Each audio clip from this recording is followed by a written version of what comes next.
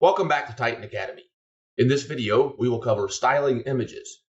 We will discuss image parts, image properties, overlay properties, and how to create a rollover effect. The image element is a commonly used visual element utilized for attracting attention, conveying messages, and supporting the overall look and feel of the web page. Since the image is in itself a visual element, in most cases it doesn't need additional style configurations apart from its size and maybe a border or shadow. However, let's go over the options for this element anyway. The image element can be broken down into two parts which can be stylized individually: image and overlay. Under image fill, you can control the image opacity, thus making it transparent.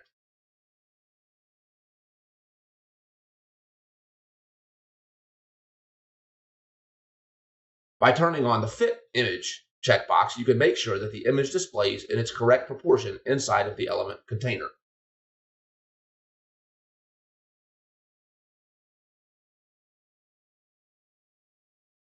And if the image is bigger than the container and only part of it is showing, you can set the position of the image inside to display different parts of it. By setting an overlay, you can create an effect or filter above your image. Notice that for the image, the overlay can also be interactive. So if you intend on using your image as a link, it can help to set a hover effect and a clicked effect. We'll leave the default as is. We'll set the hover effect to slightly red and the clicked effect to a light green.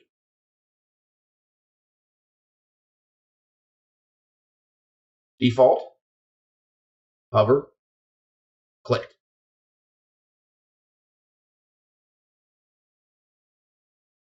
Another way to make the image interactive is to create a rollover effect. Rollover means that you can create 3 states using 3 different images altogether. This is done in the image settings under content. You will need to upload 3 different images. One will be used for the default image, one for the hover, and the third for on-click.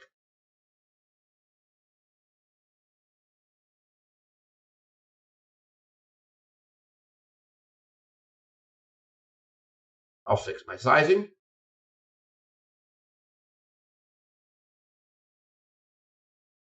And now let's see how that looks. Default image, hover image, and the hover fill,